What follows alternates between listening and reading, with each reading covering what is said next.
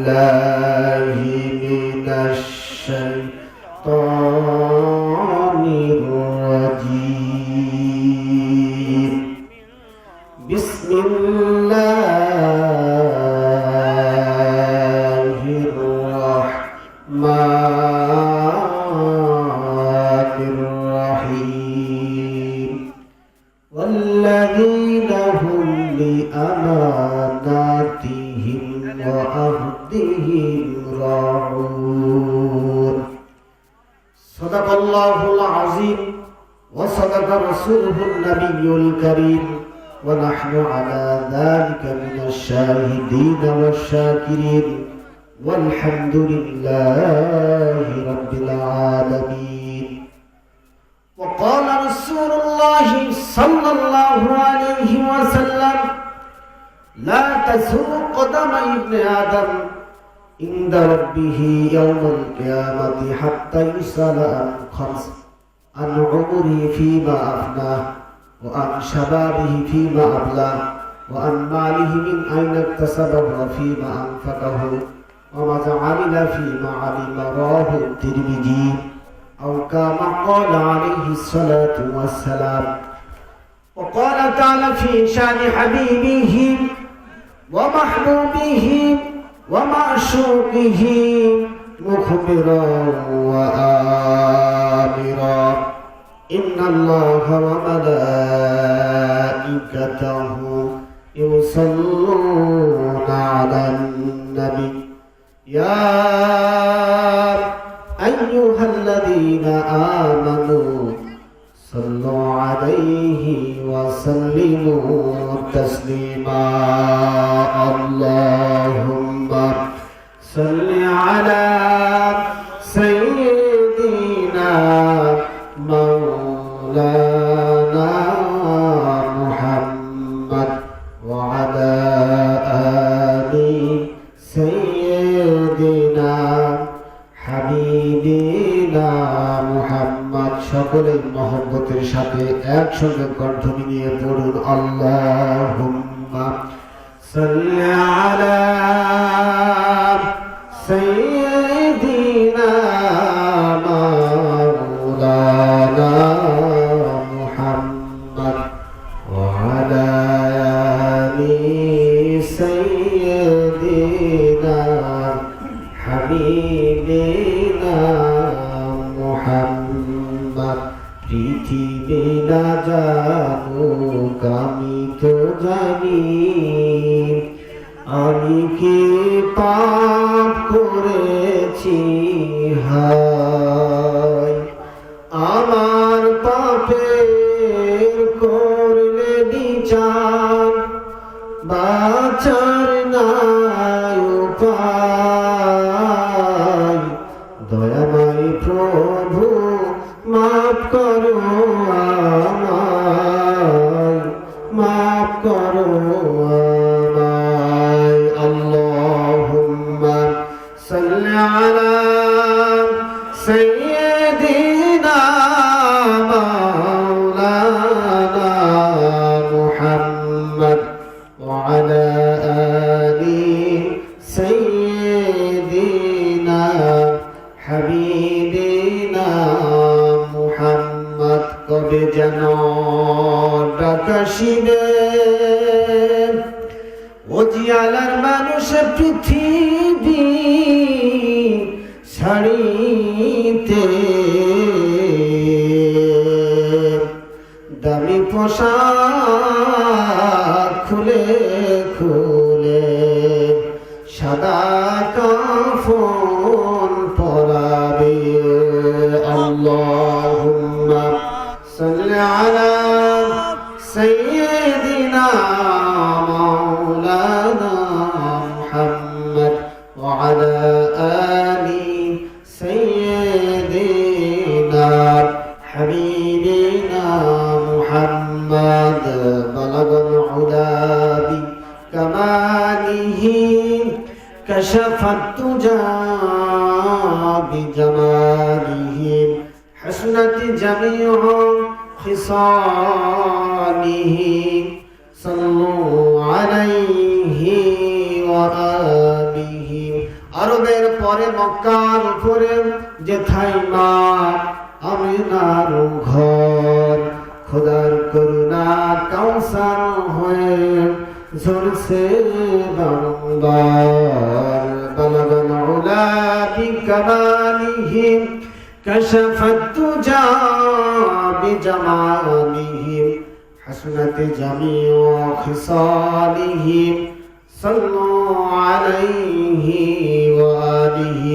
সকলে দিন থেকে একটু মহব্বতের সহিত জিকির করে লা ইলাহা ইল্লাল্লাহ, জোরে লা ইলাহা ইল্লাল্লাহ, লা ইলাহা ইল্লাল্লাহ, লা ইলাহা ইল্লাল্লাহ, লা ইলাহা ইল্লাল্লাহ।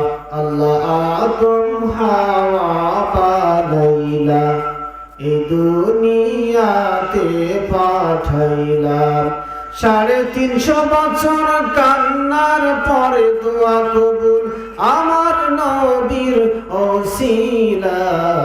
লা ইলাহা ইল্লাল্লাহ, লা ইলাহা ইল্লাল্লাহ, মুহাম্মাদুর রাসূলুল্লাহ সাল্লাল্লাহু আলাইহি ওয়াসাল্লাম। আল্লাহুম্মা আমিন। রব্বানা যালামনা আনফুসানা ওয়া ইন লাম তাগফির লানা ওয়া তারহামনা লানাকুনান্না মিনাল খাসিরিন। রব্বিরহামহুমা কামা রব্বায়ানি সাগীরা ওয়া কুর রব্বিরহামহুমা কামা রব্বায়ানি সাগীরা। পরওয়ারদিগার আল্লাহ, তোমার কুদরতি নজরে তাকিয়ে দেখো মানি জিয়ালা নলতানিকারী পাড়ার তরুণ সমাজ একত্রিত হয়ে রব্বুল আলামিন মুরব্বীদের পরামর্শ করবে। রব্বুল আলামিন আজকের এই আজিম শান রব্বুল আলামিন একদিন ব্যাপী তাফসীরুল কুরআনুল কারীমের মাহফিল সাজিয়েছে। রব্বুল আলামিন, আমি গুনাহগার নাদান মূর্খ, ইলম কালাম আমার মধ্যে কিছু নয়। তোমার বান্দাদেরকে কুরআনের আলোচনা শোনানোর জন্য, তোমার রাসূলের হাদিসের আলোচনা শোনানোর জন্য স্টেজে বসেছি। তোমার হাবিবের শানে কয়েকবার দুরূদ শরীফ পড়েছি। রব্বুল আলামিন, তোমার শানে জিকির করেছি। মেহেরবানি করে আমাদের স্বল্প সময়ের আমলটুকু তোমার দরবারে কবুল আর মঞ্জুর করে নাও। রব্বুল আলামিন, এলাকার যে সকল তরুণ সমাজেরা এত কষ্ট করে রব্বুল আলামিন আজকের এই কুরআনুল কারীমের মাহফিলের আঞ্জাম দিয়েছে, কঠিন মুসিবতের দিনে হাসরের ময়দানে রব্বুল আলামিন এই মাহফিলটিকে আমাদের প্রত্যেকের জন্য নাজাতের ওসিলা বানায়া দিও আল্লাহ। রব্বুল আলামিন, মা বোনেরা টাকা পয়সা দিয়েছে, চাউল দিয়েছে, এলাকাবাসীর লোকেরা টাকা পয়সা দিয়ে সাহায্য সহযোগিতা করেছে। রব্বুল আলামিন যে যেভাবে মাহফিলের আঞ্জাম দিয়েছে, প্রত্যেকের দান সদকা সহযোগিতাকে তোমার দরবারে কবুল আর মঞ্জুর করে নাও। রব্বুল আলামিন, এই যে আলালতানিকারী পাড়ার বড় কবরস্থান রয়েছে, আশেপাশে আরো কবরস্থান রয়েছে। রব্বুল আলামিন, আজকে একজন মাকে চিরবিদায় দিয়ে আসলাম। 11:30টার দিকে, সকাল 11:30টায় জানাজা করলাম, দাফন কাফন করলাম। রব্বুল আলামিন, ওই মাকে স্মরণ, ওই গোরস্থানে যত মায়ের ঘুমিয়ে আছে প্রত্যেকের কবরের আযাব মাফ করে দাও।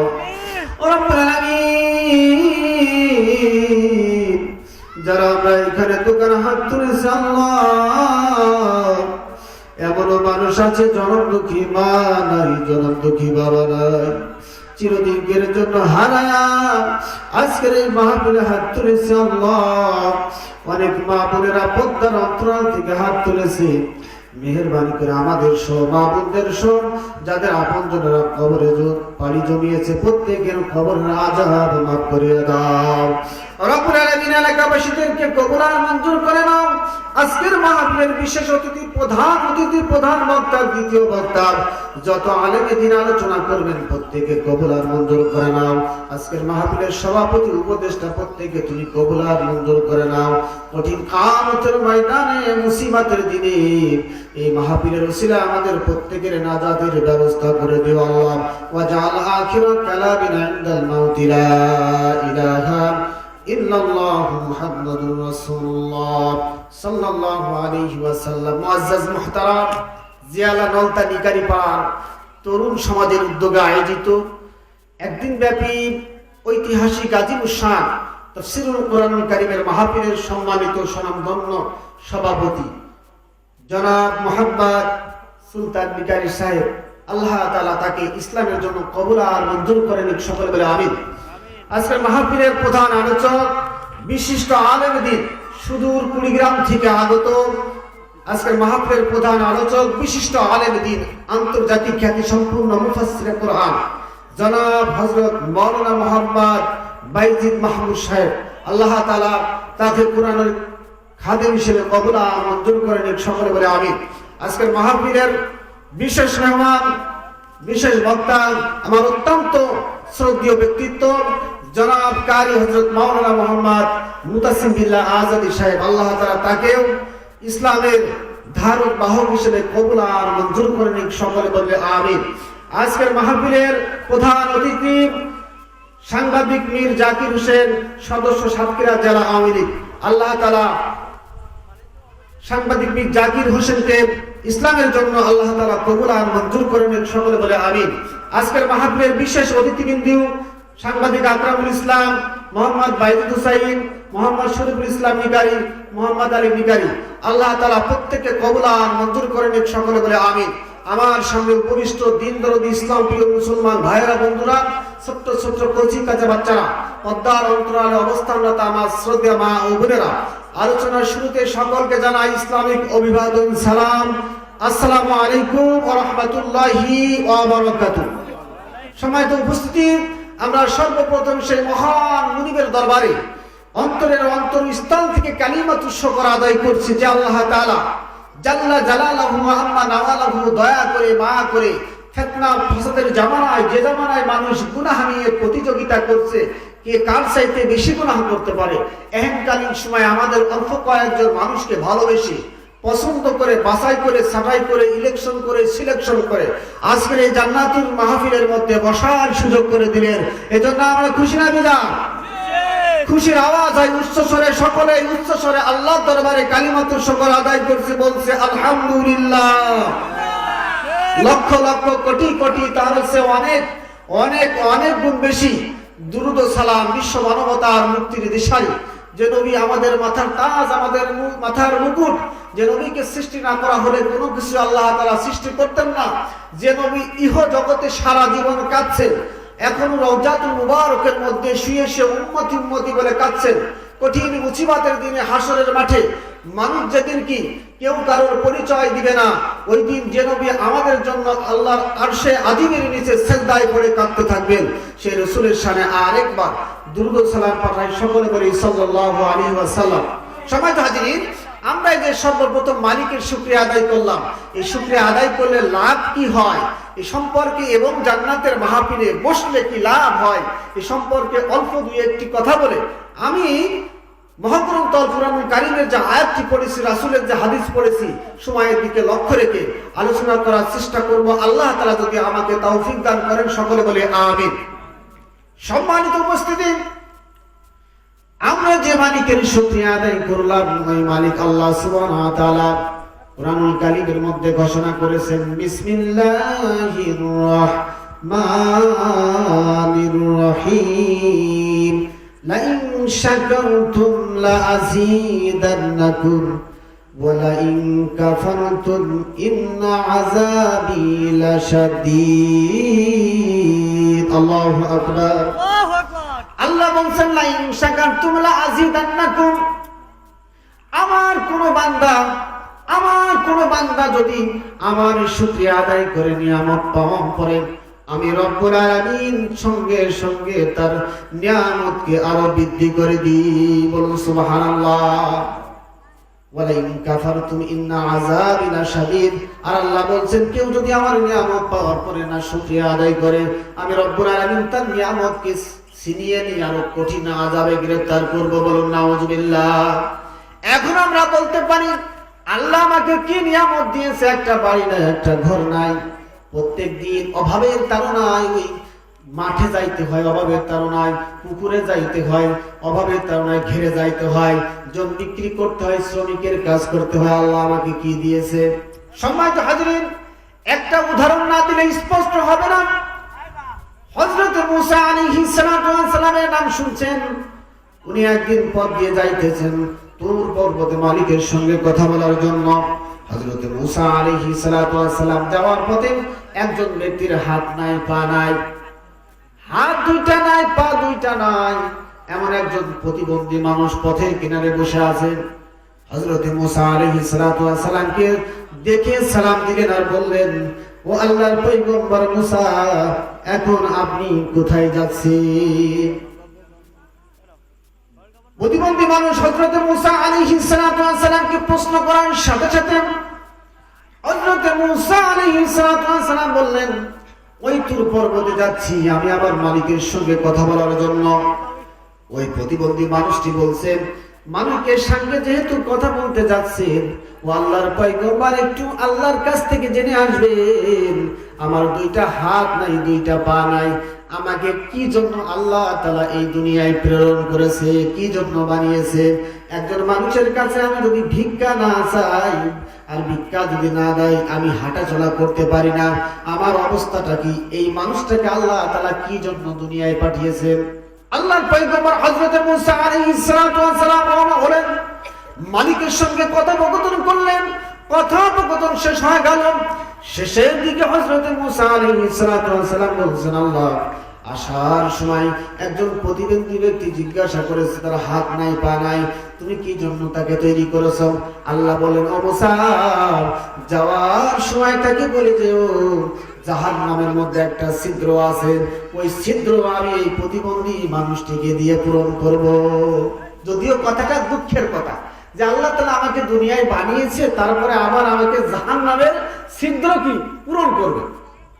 যদিও কথাটা দুঃখের কথা, কথাটা শোনার সঙ্গে সঙ্গে ওই প্রতিবন্ধী ব্যক্তিটা রব্বুল আলামিনের শুকরিয়া আদায় করে বললেন, আলহামদুলিল্লাহি রাব্বিল আলামিন। বলুন সুবহানাল্লাহ। বলার সাথে সাথে আল্লাহ তাআলা তার হাত ভালো করে দিলেন, পাটা ভালো করে দিলেন। মুসা আলাইহিস সালাম বুঝতে পারলেন না আশ্চর্য কি ব্যাপার। আল্লাহর কাছে বললেন, ও মালিক, এই প্রতিবন্ধী ব্যক্তি জাহান্নামের ওই ছিদ্র পূরণ করা হবে, এরপরেও তোমার শুকরিয়া আদায় করেছে, যার কারণে আল্লাহ বললেন, আমার বান্দা এত খারাপ সংবাদ শোনার পরেও যে আমার শুকরিয়া আদায় করেছে, এই জন্য আমি আল্লাহ তাআলা খুশি হয়ে তার হাত পা ভালো করে দিয়েছি। বলুন সুবহানাল্লাহ। এই জন্য আল্লাহ শুকরিয়া আদায় করলে আল্লাহ তাআলা আমাদের নিয়ামতকে বাড়িয়ে দেবে। এখন আপনি বলবেন, আমাদের কি নিয়ামত আছে? ও ভাই, কোটি কোটি টাকার নিয়ামত আল্লাহ তাআলা আপনার বডির মধ্যে দিয়েছেন। একবারও আমরা চিন্তা করি না, যদি একটা চক্ষু আপনার নষ্ট হয়ে যায়, একটা চক্ষু যদি বাজার থেকে আপনাকে কিনতে হয়, কোটি কোটি টাকা দেওয়া লাগবে। শুধু তাই নয়, একটা দৃষ্টান্ত দিই। একজন সুস্থ মানুষ, আপনি আমি প্রাপ্তবয়স্ক মানুষ, প্রত্যেক দিন 1 কেজি নয়, 2 কেজি নয়, 16 কেজি অক্সিজেন আমি আপনি প্রত্যেকটা দিন ফিরি ফিরি আল্লাহর নিয়ামত ভোগ করছি। বলুন সুবহানাল্লাহ। সকাল থেকে ঘুম থেকে উঠে আল্লাহর ইবাদত করি আর না করি, এই যে নাক দিয়ে যে অক্সিজেনটা আমি নিচ্ছি, সারাটা দিন প্রাপ্তবয়স্ক একজন মানুষ কমপক্ষে 16 কেজি অক্সিজেন ভোগ করেন। সম্মানিত হাজির, আল্লাহর এই বড় নিয়ামতটা আল্লাহ যদি একদিন স্টপ করে দিতেন, পৃথিবীতে কোনো মানুষের আর বেঁচে থাকার সুযোগ হতো না, ঠিক না? আমি একটা কথা বলি, আমার একটা ভাতিজা, 0 বয়স, কেবলমাত্র ডেলিভারি হয়েছে। হঠাৎ করে ডাক্তার বলল, আপনার ভাতিজার অবস্থা বড় খারাপ, মাগুরা মেডিকেলে ভর্তি করেন। আমি মাগুরা মেডিকেলে ভর্তি করলাম, গাল দিয়ে দেখছি গুগলা উঠছে। মেডিকেলের ডাক্তার বললেন, আমাদের পক্ষে সম্ভব না, ফরিদপুরে নিয়ে যান। ফরিদপুরে আমি যাওয়ার আগে আমার মেজো ভাইয়ের বাচ্চাটিকে নিয়ে চলে গিয়েছেন। আমি বললাম, তোমরা একটু আগে যাও, আমি একটু পরে আসতেছি। আমার ওই ভাই না বুঝতে পেরে একটি প্রাইভেট ক্লিনিকে ভর্তি করেছে আমার ওই ভাতিজাকে। যে প্রাইভেট ক্লিনিকে ভর্তি করার কারণে একটা 0 বাচ্চা প্রত্যেকদিন কতটুকু বা অক্সিজেন গ্রহণ করে, কিন্তু ঘন্টায় 25 টাকা করে অক্সিজেন বিল ধরা হয়ে গিয়েছে। ওই 0 বাচ্চার প্রতি ঘন্টায় 25 টাকা করে অক্সিজেন বিল। একদিন যখন আবার হয়ে গেছে, আমি সন্তান সময় পৌঁছালাম, জিজ্ঞাসা করলাম, ভাতিজাকে কোথায় ভর্তি করেছো? আমার ভাই বুঝতে পারে নাই, প্রাইভেট ক্লিনিকে ভর্তি করেছে। আমি তারপরে চিন্তা করলাম, এই জায়গা অনেক ব্যয়বহুল খরচ, এই জায়গা রাখা যাবে না, ফরিদপুর মেডিকেলে ভর্তি করতে হবে। এই জন্য আমি ফরিদপুর মেডিকেলের ডাক্তারের সঙ্গে যোগাযোগ করে আমি ওই প্রাইভেট ক্লিনিকে এসে আমি যখন বললাম যে আমার এই রোগী রিলিজ করে দেন, আমার এই রোগীর নাম কেটে দেন, আমি অন্য জায়গায় ভর্তি করবো, এইখানে ব্যয়বহুল। দেখলাম যে 4-5 ঘন্টা সময় কেটেছে, প্রত্যেকটা ঘন্টার অক্সিজেন বিল 25 টাকা করে ধার্য করেছে। 25 টাকা অক্সিজেন বিল দিয়ে তারপরে আমার ভাতিজার নাম কাটা হয়েছে। সম্মানিত হাজিরিন, আমি শুধু বোঝাতে চাচ্ছি, আল্লাহ যদি বলতেন ও জিয়ালানি গাড়িপাড়ার মানুষেরা, ও তারা সাতক্ষীরার মানুষেরা রে, তোমরা প্রত্যেকটা দিন 16 কেজি অক্সিজেন ভোগ করো, এই প্রত্যেকটা দিন 16 কেজি অক্সিজেনের মূল্য আগে জমা দিবা, আগামীকাল তারপরে আমি অক্সিজেন দিব। যদি আল্লাহ একদিনও বলতো কোথাকার ইমাম আর কোথাকার সাংবাদিক নজরুল, যত টাকার মালিক হোক নিমিষে 1 মাসে কাট, ঠিক না? 1 মাসের কাট আল্লাহর বড় নিয়ামত, ফ্রি। এই দেখেন অক্সিজেন আমরা ভোগ করতেছি। এই জন্য লিকুল্লি হাল, সর্ব অবস্থায় আমরা মালিকের শুকরিয়া আদায় করবো। 1 নম্বর আজকের আলোচনা থেকে আমরা শিখলেন, যে কোনো অবস্থায় থাকি না কেন আমরা মালিকের শুকরিয়া আদায় করবো। কি এমনটা আমরা করতে পারবো না? কেউ যদি আপনাকে জিজ্ঞাসা করে ভাই কেমন আছেন, আপনি বলবেন না কাইটে কুইটে যাচ্ছে, এই কোন রকম যাচ্ছে, এই কথা কেউ বলবেন না। এটা মুশরিক নাস্তিকদের কথা। যে অবস্থায় থাকি না কেন কেউ যদি জিজ্ঞাসা করে আসসালামু আলাইকুম ভাই কেমন আছেন, আপনি বলবেন আলহামদুলিল্লাহ। কিছু না পারলে বলবেন আলহামদুলিল্লাহ। এই একটা আমল আজকের আলোচনা থেকে শিখলেন। সময় হাজিরিন, আমি আলোচনা কি দীর্ঘায়িত করলে সময় পাবো না। আমরা এই যে আজকের এই মাহফিলে আমরা যারা আসছি, অল্প কয়েকজন মানুষ কিন্তু আমাদের দাম কত জানেন? সময় তো হাজিরিন, অন্ধকার রাত আসমানে যদি তারকা জ্বলতে থাকে, একজন মানুষ যদি আসমানের দিকে তাকায় দেখবেন অসংখ্য তারকা। মানুষের কাছে মনে হয় তারকা, মনে হয় আমাদের হাতের কাছে, কিন্তু হাতের কাছে কিন্তু তারকা নাই, অনেক দূরে কিন্তু তারকার অবস্থান, কিন্তু দেখতে খুব সুন্দর লাগে। হাদিস শরীফের মধ্যে আসছে, কিতাবের মধ্যে আসছে, আল্লাহ রাব্বুল আলামিন আরশে আজিমে তার ফেরেশতাদেরকে নিয়ে এই যে আমরা এইখানে বসে আছি, আমরা প্রত্যেকটা মানুষ তারকার মতো জ্বলতেছি, বলুন সুবহানাল্লাহ। আল্লাহ বলছেন ও ফেরেশতারা, ওই ঘাট হাটকুলা ওই জায়গা কারা মিটি মিটি করে জ্বলছে, যদিও আল্লাহ জানে, তারপরে আল্লাহ ফেরেশতারা বলে ও মালিক, জিয়ালার তরুণেরা কষ্ট করে টাকা পয়সা উত্তোলন করে মা বোনদের কাছে চাউল এটা সেটা আদায় করে করে জান্নাতের মাহফিল সাজিয়েছে, ওইখানে তোমার জান্নাতি কিছু মেহমানরা বসে রয়েছে, তাদের ওরকম মিটি মিটি জ্বলতেছে, বলুন সুবহানাল্লাহ। এই জান্নাতের মাহফিলে বসলে লাভ কি আর লস কি? জান্নাতের মাহফিলে বসলে অনেক লাভ।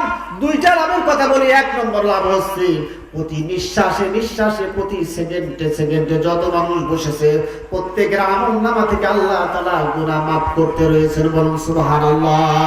2 নম্বর লাভ হচ্ছে গুনাহের জায়গা আল্লাহ তাআলা নেকি দিয়ে ভরপুর করেছেন, বলুন সুবহানাল্লাহ। মোটামুটি আমরা লাভ কি জেনেছি। এখন কি যারা আমরা আসতে পারি নাই, এরা হলো কপাল পোড়া। কপাল পোড়া বলতেছি এই কারণে, আজকে এই জায়গা আমরা 1 ঘন্টা যদি সময় ব্যয় করি, আধা ঘন্টা সময় ব্যয় করি, কতদিন আমল করার সওয়াব হবে? হাদিস থেকে বলি, বিশ্বনবী বলছেন মাজলিসু ফিকইন খায়রুম মিন ইবাদাতি 60 সানা। রাসূল সাল্লাল্লাহু আলাইহি ওয়াসাল্লাম বলছেন, দিনই কোনো মাজলিসে বসে কোনো ব্যক্তি যদি সামান্য সময় কোনো ইলম শিখে, যেমন আপনারা আজকে একটা ইলম শিখেছেন, যে আমরা যে অবস্থায় থাকি না কেন আল্লাহ শুকরিয়া আদায় করতে হবে, একটা ইলম কিন্তু আপনারা শিখছেন। এই যে যতটুকু সময় শিখছেন, আল্লাহ নবী বলেছেন মাজলিসু ফিকইন খায়রুন মিন ইবাদাতিন মিন 60 সানা। যদি কোনো ব্যক্তি দিনী মজলিসে বসে কোনো ইলম শিক্ষা গ্রহণ করে, সময়টুকু 1 ঘন্টা হোক, আধা ঘন্টা হোক, 20 মিনিট হোক, এই সময়টুকু আল্লাহ তাআলা বাড়িয়ে তাদের আমলনামায় কমপক্ষে 60 থেকে 70 বছর নফল ইবাদত করলে যে পরিমাণ সব, আল্লাহ তাআলা তাদের আমলনামায় ওই পরিমাণ নেকি দান করে দেন, বলুন সুবহানাল্লাহ। তাহলে আমাদের প্রত্যেকের আমলনামায় নেকি হয়েছে 60 থেকে 70 বছর আমল করার। আর যারা আমরা পাঙ্কু মেরে বেড়াচ্ছি আশেপাশে, বিড়ির দোকানে, সিগারেটের দোকানে, আর কি যা আমরা দেখে বেড়াচ্ছি, এদের আমলনামায় কি হচ্ছে আমি আপনাদেরকে বলি। বিশ্বনবী রাসূলুল্লাহ সাল্লাল্লাহু আলাইহি ওয়াসাল্লাম বলতেছেন যে আমি হাসরের মাঠে সুপারিশ করার জন্য আমার উম্মতকে যাব, কিন্তু যারা আমাকে ভালোবাসে নাই, যারা আমার সুন্নাত মানে নাই, যারা আমাকে মহব্বত করে নাই, যখন আমি যাব তাদের এবং আমার মাঝখানে একটা আল্লাহ কালো পর্দা দিয়ে দেন।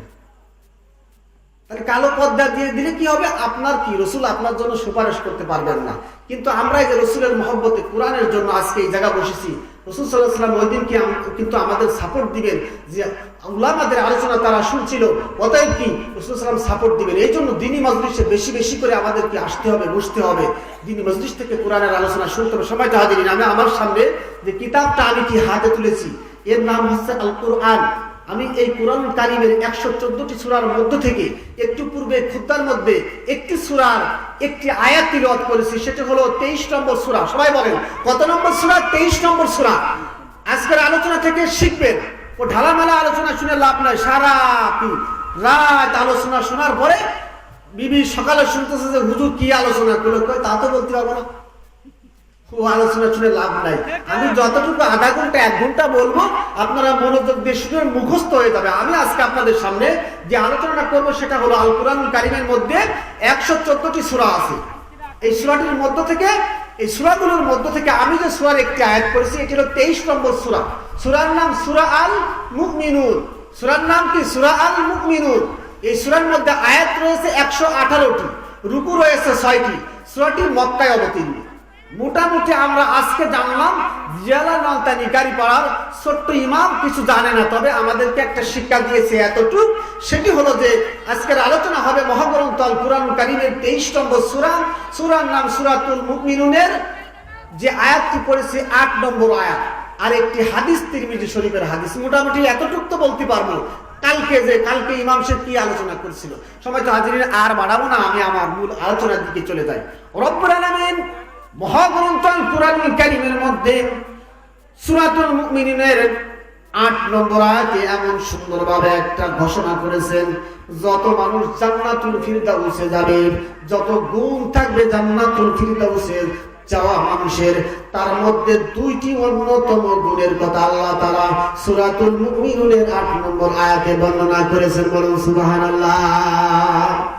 জান্নাতুল ফিরদাউস মানে সবচাইতে দামি জান্নাত। আল্লাহ তাআলা যে 8টি জান্নাত তৈরি করেছেন, এর মধ্যে সবচাইতে দামি জান্নাত হলো জান্নাতুল ফিরদাউস। সবচেয়ে দামি জান্নাতের নাম কি? জান্নাতুল ফিরদাউস। এই জান্নাতুল ফিরদাউসে যারা যাবে, যে সকল মানুষকে আল্লাহ তাআলা নিবে, তাদেরকে কিছু যোগ্যতা থাকবে, তাদের কিছু গুণ থাকবে। আমি আজকে 8 নম্বর আয়াত পড়েছি। এই আয়াতের মধ্যে 2টি গুণের কথা আল্লাহ বলছে। এই 2টি গুণ যাদের মধ্যে থাকবে, তারা জান্নাতুল ফিরদাউসে বসবাস করবে। বলুন সুবহানাল্লাহ। আল্লাহ রাব্বুল আলামিন সূরাতুল মুমিনুনের 8 নম্বর আয়াতে আল্লাহ বলছেন, বিসমিল্লাহির রাহমানির রহিম, ওয়াল্লাযীনা হুম লিআমানাতিহিম ওয়া আহদিহিম রাউন। আল্লাহু আকবার। তাহলে আপনারা কি আমার কথা কি বুঝতে পারছেন? আমার কথাগুলো কিন্তু বোঝার চেষ্টা করবেন। ওই ধরনের আলোচনা আমি করতে পছন্দ করি না, যা বোঝে না মানুষ। তাহলে 8 নম্বর আয়াতে আল্লাহ তাআলা জান্নাতুল ফিরদাউসে যারা থাকবে, যারা বসবাস করবে, তাদের যতগুলো গুণ থাকবে, তার মধ্যে অন্যতম 2টি গুণের কথা বলেছেন। 1 নম্বর গুণ হলো জান্নাতুল ফিরদাউসে যারা থাকবে, তাদের একটা অন্যতম গুণ হলো ওয়াল্লাযীনা হুম লিআমানাতিহিম ওয়া আহদিহিম রাউন। আল্লাহ বলছেন, যারা জান্নাতুল ফিরদাউসে থাকবে, তাদের অন্যতম একটা গুণ, সেই গুণটি হলো তাদের কাছে যখন কোনো আমানত দেওয়া হয়, তারা আমানতের খেয়ানত করে না। তাবলীগ করে, সরমনা করে, ফুরফুরা করে, আঠুসি, মানিকগঞ্জ, দেওয়ানবাগ, বহুত সিলসিলার মানুষ পৃথিবীতে আছে। কিন্তু তার কাছে যদি আমানত দেওয়া হয়, আমানতটা যদি মেরে খায়, তাহলে বুঝবেন যে এর তাবলীগগিরি, এর ফুরফুরাগিরি, এর সরমনাগিরি কোনো কাজে আসবে না। আমানতটা এমন একটা জিনিস, আমানতের একটা উদাহরণ দিই। আমি এখন যদি এই কিতাবটা একজনের কাছে দিয়ে বলি, ভাই আমি যদি না চাই এই কিতাবটা আপনি দিবেন না কাউকে, যেদিন আমি চাইবো সেদিন দিবেন। এখন হঠাৎ করে একজন জানলো যে এই বইয়ের ভিতরে 1 টুকরা সোনা আছে, সে দিয়ে বললো, ভাই রে, যে কিতাবটা হুজুর আপনাকে দিয়েছে, ওর ভিতরে 1 খণ্ড সোনা আছে, ওর দাম কম করে 1 কোটি টাকা। তা কাজ করে, আমি 50 লক্ষ নিমান, তোরে 50 লক্ষ দিবেন, চল বিক্রি করে ফেলাই দিই। এখন এ যদি হাজী সাহেব হয়, এ যদি কি মসজিদের মুতাওয়াল্লি হয়, কাবা ঘরের ইমামও হয়, আর যদি বিক্রি করে দুইজন ভাগাভাগি করে, পশ্চিম কালেও সে আমানতের খেয়ানত করলো, সে মুনাফিক হলো, সে কোনোদিনও কি জান্নাতুল ফিরদাউসে যাইতে পারবে না। এক নম্বর হলো আমানতের রক্ষা করতে হবে, এটা হলো অর্থ। দুই নম্বর ওয়াল্লাযীনা হুম লিআমানাতিহিম ওয়া আহদিহিম রাউন, দুই নম্বর হলো ওয়াদা কখনো ভঙ্গ করবে না। মাইক ধরে এমন ভাবে ঘোষণা করলাম, যদি তোমরা আমারে তাল গাছে উঠাইয়া দাও আমি তোমাদের বেল ধরাইয়া দিব, যদি তোমরা আমারে সাইকেলে উঠাইয়া দাও আমি তোমাদের মাইক্রো কিনে দেব। আগে বহুত কথা বললো, যখন জায়গায় চলে গেল তারপরে আর কিছু করল না। ওয়াদা করছে কি আগে। একটা গল্প মনে পড়ে গেল, এমন একটা গল্প, সেটি হচ্ছে যে একজন ব্যক্তি ও নির্বাচনের আগে, আমাদের সাতক্ষীরা এলাকার নির্বাচনের প্রতিনিধিরা অনেক ভালো, এদের গুণ ভালো, আমি আমাদের মাগুরা জেলার কথা বলতেছি। তা এখন মনে করেন নির্বাচনে একজন প্রার্থী দাঁড়িয়েছে, মনে করেন এমপি নির্বাচনে বা চেয়ারম্যান ভাইস চেয়ারম্যান পদপ্রার্থী।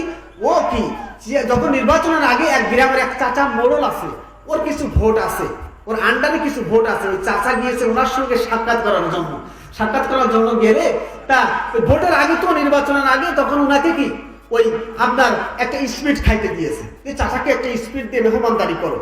স্পিড দিয়েছে, চাচা তখন স্পিডের মুখটা এরকম খুলেছে, খুললে এরকমের কি শব্দ হয়েছে। চাচা মনে করছে আমি প্রত্যন্ত এলাকার মানুষ, ইয়ে পানি তো জীবনে খাইনি, কি আশ্চর্য বিষয়। উনি ভয়তে আর খাই নাই, উনার সহকারী খুলে দিয়ে বলতে চাচা খান, খুব দারুণ। এখন চাচা একজন স্পিড খেয়ে দেখতেছে আসলে তো আমাদের গ্রামের পানি কুসো লাগে, আমাদের গ্রামের পানি তেমন স্বাদ লাগে না, এ তো ভালো একটু মিষ্টি এবং ভালো লাগছে। তো চাচা ঢকঢক করে কি স্পিড 35 টাকার স্পিড খেয়ে ফেলছে।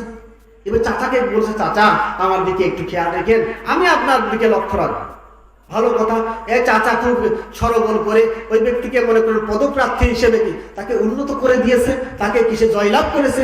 এবং জয়লাভ করার পরে একদিন যে কোনো একটা কারণবশত তার কাছে গিয়েছে, চাচা যে আমার এই সমস্যা, ভাইস চেয়ারম্যান আমার একটু যাবেন। তখন কি ও ঢুকার আগেই ওনার সহকারী বলতেছে এসেন না স্যার, এখন ক্লান্ত সাল ঘুমিয়ে রয়েছে, এখন ডিস্টার্ব করা যাবে না, আপনি বিকালে আসেন। নারে তাকবীর, নারে তাকবীর।